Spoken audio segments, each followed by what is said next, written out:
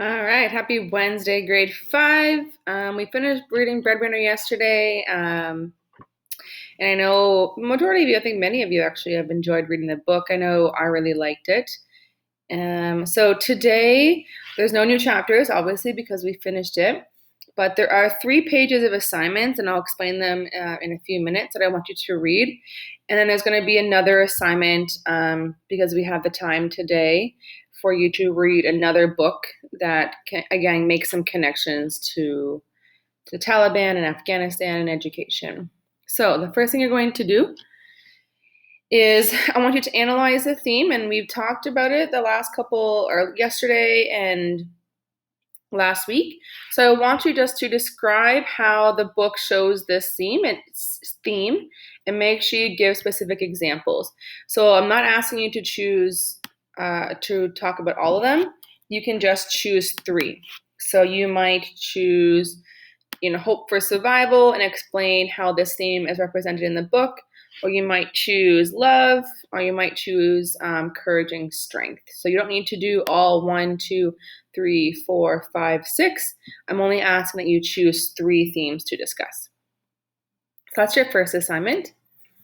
Your second assignment is to respond to these 2 questions, and it's going to require you to really think deep. So the first one is, did you notice that the main characters are all women? Why do you think the author chooses this way to tell the story? How does that choice contrast the setting of the story? So think about how all the main characters, Parvana's mom, Nuria, Shazia, they're all the main characters. Miss Wiria. You don't often see many characters where it's only mainly females. So I want you to think about why do you think the author did that, and how it's in contrast. So in contrast means how is it the opposite of the setting of the story, where the setting of the story is all about families in a country being controlled by the Taliban, where they strongly believe that women and girls should not be educated, should not be accompanied without a man, who have to be covered up all the time. They have no freedom. So just think about that contrast. And the second question, how does Parvana's story change the way you view the war in Afghanistan?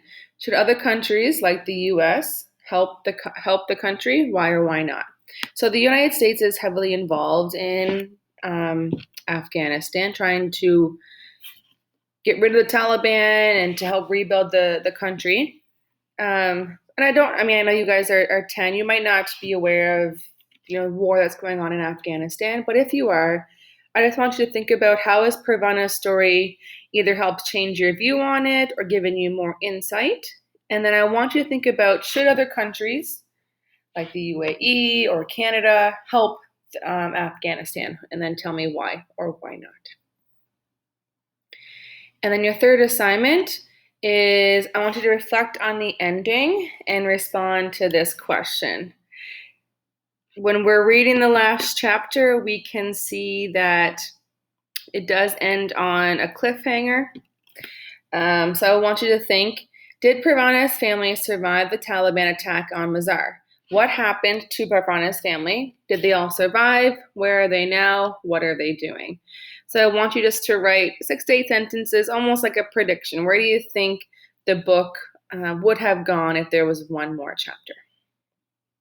Okay, so that's your assignments for the end of Breadwinner.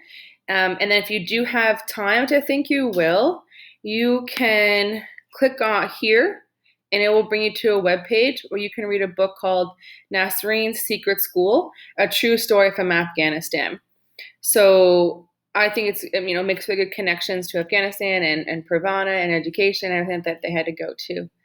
So when you're done, if you have the time, please read this. And I wanted to share a picture of this author's notes because it's not included in the website. But you should read this too. It kind of gives good background notes about what's going on and how the Taliban has controlled Afghanistan and what the effects are like. And then when you're done reading that book, there's just 3 questions that I would want you to respond to. And that's it for today. Bye.